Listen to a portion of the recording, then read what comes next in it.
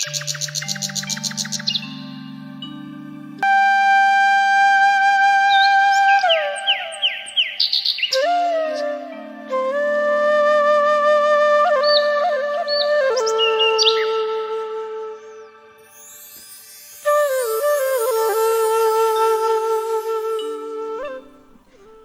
আলাইকুম, কেমন আছেন সবাই? আশা করছি আল্লাহর রহমতে ভালো আছেন। আলহামদুলিল্লাহ, আমরাও ভালো আছি। আর কি অবস্থায় আছি সেটাও দেখতে পাচ্ছেন আপনারা। হ্যাঁ, এমন একটা অবস্থার ভিতরে আছি, রোজার ভিতরে একদম পুরো নাকানি চুবানি খাওয়ার মতো। তো চারিদিকে তো পানি আর পানি। আর সকালে ঘুম থেকে উঠেই এইরকম পানি অবস্থায় দেখে আমার তো ভীষণ রাগ হয়ে গেছিলো যে কোথায় রান্না করব। এমনিতেই তো গ্যাস নাই যে গ্যাসে রান্না করব। আর বিদ্যুতে যে পরিমাণে সমস্যা করছে, বিদ্যুতেও রান্না করার কোনো পজিশন নাই। হয়তো এখন রান্না করব, আবার দেখাচ্ছে 1-2 মিনিট পরে আমার আবার সেটা বন্ধ করে রাখতে হবে। সব মিলিয়ে খুব খারাপ পরিস্থিতির ভিতরেই আছি। তো যাই হোক, এরই ভিতরে টুকটাক ঈদের কাজ চলছে আর চলবেও। কোনো কিছুর জন্য বেঁধে থাকবে না।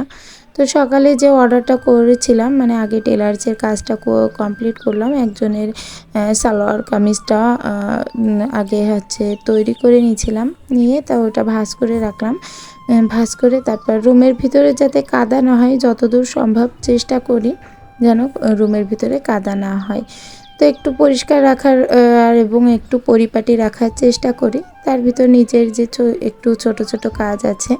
আর এই যে কাজটা আমি করি, এটা আমার খুব শখের বশত।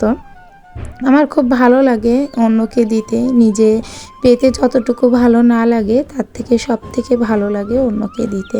তো সেটারই আজ দেখাবো যে আমি কেন এই টুকটাক কাজগুলো করি।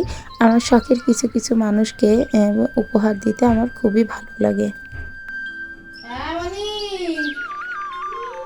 এখানে আসেন, গোসল করতে হবে, গোসল করতে হবে। করে না সমু, গোসল করবো না। হ্যাঁ, কাল জামা খুলি। আম্মা, আমি ভালো, তুমি ভালো মারলাম, চুপচাপ বসে থাকি। মা, ভালো মারলে তো চুপচাপ বসে থাকি। কেবল এখনই মারলে না, তাহলে চুপচাপ বসে থাকবে। তুমি আসলে আবার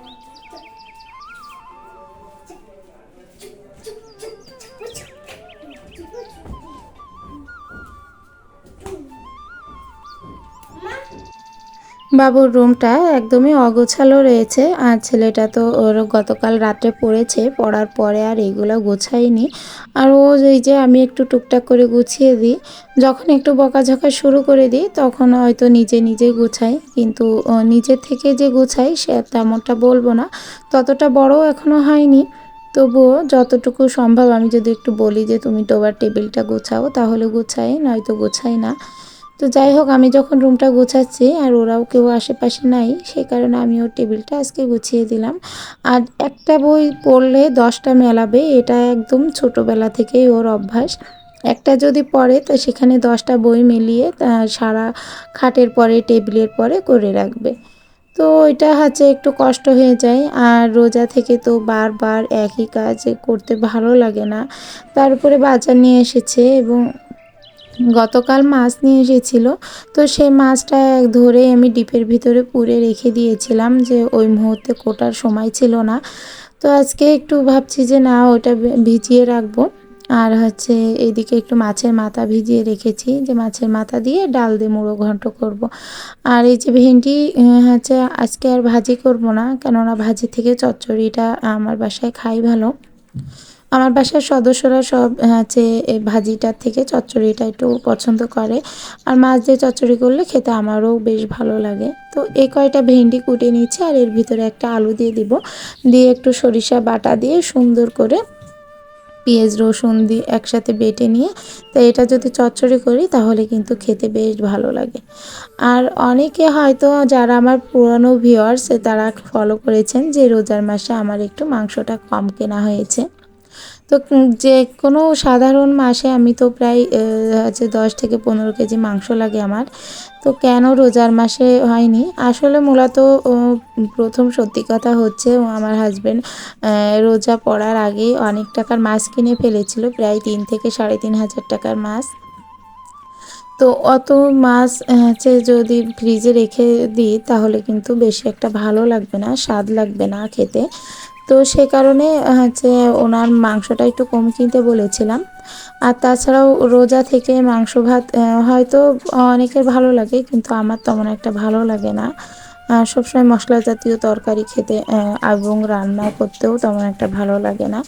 তবে অল্প কিছু মাংস কিনেছিল, আর হচ্ছে প্রতিবারের মতো অতটাও বেশি মাংস কেনা হয়নি। এই সবজিটুকু যে সারাটা দিনের পরে একটু খাবো এটাই কিন্তু ভালো লাগে। আর এখানে একটা আলু ভালো করে গোল করে কেটে নিচ্ছি, এগুলো হচ্ছে আলুর চপ তৈরি হবে। আমি আলুর চপে তো হচ্ছে আলু এইভাবে করেই আলুর চপটা তৈরি করি, কেননা আলুটা মেখে আলু ভর্তা করে সেটা আমার কাছে একটু ঝামেলা মনে হয়। আর আমার বাসায় যেহেতু তো 5 জন সদস্য, তো 5 জনে যদি 4 পিস করেও আমি চপটা দিই তাহলেও আমার বেশ কিছু চপের প্রয়োজন হয়।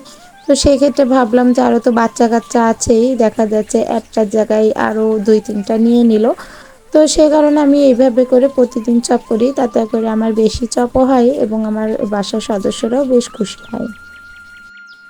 ফ্রিজ থেকে সব কিছু টুকটাক করে বের করে নিচ্ছি, আর উপরের অংশটা তো একদম পরিষ্কার করে নিয়েছিলাম কুটে কেটে। সব কিছু একটু হচ্ছে চুলার পিঠে যাওয়ার আগে যদি গুছিয়ে রাখতে পারি তাহলে কিন্তু রান্না করতে লেট হয় না। সব থেকে লেট হয় যে তাড়াহুড়ো করে রান্নাটা করা। আর আমার সব থেকে বেশি এটাই সমস্যা যে তাড়াহুড়ো করে রান্না করতে হয়। আজকে যে অবস্থা বাইরে কিভাবে রান্না করব সেটা নিজেও ভেবে পাচ্ছি না। তবে আর কি করা, একটু তো কষ্ট করতেই হবে। যে কোনো কিছু হচ্ছে কষ্ট না করলে সুখটা মেলে না। তবে আরও একটা ভালো দিক হচ্ছে রোজার মাসে যে কাজটা করছে, সারাদিনে তো রান্নাবান্নার চিন্তা থাকে না। দেখা যাচ্ছে কিছুটা রান্না যদি আমি কারেন্টে চাপিয়ে দিই আর কিছুটা রান্না হচ্ছে চুলায় করে নিই তাহলে আমার হয়ে যায়। কিন্তু আমি যদি হচ্ছে এমনি রোজার পরে কাজে হাত দিতাম তাহলে আমার খুবই সমস্যা হয়ে যেত, কেননা রোজার পরে তো 2 বেলা রান্না করতেই হয়, সকালে এবং দুপুরে। তো ওই সময় দেখা যাচ্ছে এরকম পানির ভিতরে রান্না করাটা আমার পক্ষে খুব কষ্টকর হয়ে যেত। তো যাই হোক, যেভাবে আছে এইভাবে আলহামদুলিল্লাহ এইভাবে এই চলতে আছে, মানে চলছে। আর এটাতে আমার তেমন একটা সমস্যা হচ্ছে না, যেহেতু বিকালের দিকে একবার রাঁধছি আর সেটা কারেন্টে এবং যে চুলায় 2 দিকেই করছি। আপনাদের কাছে একটা অনুরোধ করব, আমার আজকের ভিডিওটি ভালো লেগে থাকলে একটা লাইক দিবেন প্লিজ। আর যদি আপনাদের এই বোনটি একটু হলেও ইউটিউবে জায়গা করে নিক, আপনারা যদি সেটা চেয়ে থাকেন তাহলে অবশ্যই চ্যানেলটি সাবস্ক্রাইব করবেন। এখানে আমার হাজবেন্ডের জন্য একটা পার্সেল অর্ডার করেছিলাম, তো পার্সেলটা কি সেটা অবশ্যই দেখতে পারবেন। এবং এটা আমার হাজবেন্ডের খুব হচ্ছে প্রিয় একটা জিনিস, মানে অনেক দিন থেকে ভাবে যে উনি কিনবে, কিন্তু কখনো পুরুষ মানুষ তো কখনো নিজের জন্য কোনো কিছু কিনতে চায় না, এটাই প্রবলেম। অনেক কিছু অনেক টাকা দিয়ে হয়তো আমাকে আমাদের বাচ্চাদেরকে কিনে দেয়, কিন্তু নিজের জন্য কখনো একটা টাকা খরচ করে না।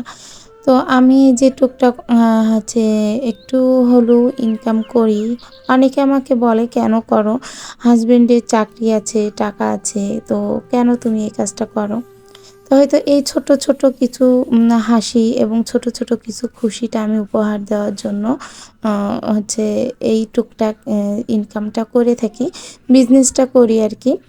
যে আমার যে কাপড়ের বিজনেস আছে, আমার একটা পেজ আছে বাংলাদেশ থেকেই, নিষ্পা বুটিক্স নামে একটা পেজ আছে আমার। তো সেখানে আপনারা ড্রেস কিনতে পারেন, তারপর বাচ্চাদের ড্রেস কিনতে পারেন। আমি বাচ্চাদের ড্রেস নিজে হাতে তৈরি করে সেগুলো অনেক কম প্রাইজে সেল করে থাকি। আমার অতটা টাকার লোভ নাই, কিন্তু যতটুকু আমার বাচ্চার টিফিন, আমার বাচ্চার হচ্ছে হাসি খুশি যে দিনটা, যে হাসিটা আমি নিতে পারি, এটাই আমার কাছে অনেক। তো তো যাই হোক চশমাটা প্রথমে দেখছিল যে কেমন, তারপরে উনি প্রথমে নিতে চাইছিল না, ভাবলো যে ভালো না, ওটা রিটার্ন করতে চাইছিল, কিন্তু পরবর্তীতে বললো যে না, যেহেতু জিনিসটা আমি অর্ডার করেছি তো আমাকে না দেখিয়ে রিটার্ন করে দেওয়াটা কেমন একটা লাগে, সে কারণে উনি আবার নিয়ে আসছিল। নিয়ে আসে তারপরে হচ্ছে আমাকে দেখালো যে তুমি অর্ডার করেছো, কেমন কী হবে। তারপর আমি যখন এই পার্সেলটা হাতে নিলাম, নিয়ে তারপর ওনাকে দেখাচ্ছেন যে না, এই পার্সেলটা অনেক পছন্দ হয়েছে আমার এবং খুব ভালো, প্রত্যেকটা জিনিস ওনাকে বোঝালাম যে দেখো এই জিনিসগুলো তোমার লাগবে। উনি তো বাইকে করে যাতায়াত করে, অফিসে যাতায়াত বলেন আর যেখানেই বলেন না কেন, তো সব দিক থেকে ওনার হচ্ছে বাইকে করেই যেতে হয়, আর সেটাতেও অনেক রকমের একটু সমস্যাও হয়। তো এখানে তিনটা হচ্ছে চশমা রয়েছে, একটা হচ্ছে নাইট মোডের চশমা, একটা হচ্ছে সানলাইটের চশমা, আর আরেকটা হচ্ছে উনি যখন টিভি দেখবে অথবা ল্যাপটপ দেখবে, উনি ল্যাপটপে যখন কাজ করে তখন দেখা যাচ্ছে ওই চশমাটা পরলে ওনার একটু সুবিধা হবে চোখের ক্ষেত্রে। তো যাই হোক, যখন আমি বোঝালাম তখন বেশ উনি খুশি হয়েছে যে না, ওই জিনিসটা আমি ওনাকে গিফট করেছি। ওনাকে আরও একটা জিনিস গিফট করেছি আমি এবার ঈদে, তবে ওই জিনিসটা এখন আর দেখাচ্ছি না, সেটা ঈদ উপলক্ষে যখন আমি সবার কেনাকাটাটা কি কি করেছি সেগুলো নিয়ে একটা ভিডিও করব, তখন আপনাদেরকে দেখিয়ে দেবো এবং শেয়ার করব। তবে হ্যাঁ, এই চশমাগুলো সত্যিই অনেক সুন্দর, আর আমি একটা কম্বো প্যাকেজ থেকে কিনেছি, বাংলাদেশের একটা পেজ থেকে। তো আপনারা বাংলাদেশে যারা আছেন তারা যদি এই কম্বো প্যাকেজটা নিতে চান তো আমাকে বলবেন, যে তাহলে আমি পেজের একটা লিংক দিয়ে দিব আমার ডেসক্রিপশন বক্সে, যদি চান আর কি, তাহলে কমেন্ট করবেন যে পেজের নামটা। তো সব কিছু গুছিয়ে গাছিয়ে নিয়েছিলাম এবং সব কিছু দেখে তারপর নিরিবিলিভাবে এখন বাজে বেলা 3টা। তো এখন আমি রান্না করতে চলে এসেছি, আর এদিকে যে আলুগুলো আমি কেটে রেখেছিলাম সেগুলো দিয়ে দেখুন আলুর চপ তৈরি করছি। তো এই আলুগুলো যতটুকু বেসনটা যদি সুন্দরভাবে ফেটানো যায় এবং সেটা যদি সুন্দরভাবে মেনটেন করা যায়, মানে ফেটিয়ে যদি বেশ খানিকটা রাখা যায়, তাহলে কিন্তু এই আলুগুলো ঠিক এইরকম যে দোকানের মতো সুন্দর হয় এবং মচমচেও হয়। আর এই যে দেখুন আমার স্যাঁতসেঁতে জায়গায় অনেক কষ্ট করে তাই রান্নাটা করছি। আসলে এত কষ্টের মধ্যে রান্না করা, তার উপরে ভিডিও করা, আস্তে আস্তে হয়তো উঠবো, কোনো কিছু হচ্ছে খুব তাড়াতাড়ি হয় না, ধৈর্য ধরলে অবশ্যই সেটার ফল উপরআল্লাহ দিবেন। তো সেই অপেক্ষায় আছি। কোনো কিছু যে হুট করে হয়ে যায় অথবা তাড়াতাড়ি হয়ে যায় সেটা কিন্তু নয়, যে কোনো জিনিস ধৈর্য ধরলে হয়তো সেই জিনিসটা হয়। তো যাই হোক, আমি আজকের এই ভিডিওটাই আমি কতটুকু দেখাতে পারলাম, কি করতে পারলাম সেটা নিজেও বুঝতে পারছি না, কেননা চারিদিকের অবস্থাটা দেখে আপনারাও বুঝবেন যে কি পরিস্থিতির ভিতরে আর কি আছি। আর এই দেখুন যে আমি যে চপটা তৈরি করেছি সেটা কতটা মুচমুচে হয়েছে সেটা দেখলেই বোঝা যাচ্ছে। তো আপনারা চাইলে বাসায়ও এইভাবে আলুর চপ করে নিতে পারেন, একদম 5 মিনিটে হয়ে যায়, খুব তাড়াতাড়ি চটজলদি হচ্ছে ইফতার তৈরি হয়ে যায়। আজকের ভিডিওটি আর বেশি দেরি করছি না, এখানেই শেষ করছি। দেখা হবে নতুন কোনো ভিডিওতে, নতুন কোনো ব্লগের সাথে। আল্লাহ হাফেজ।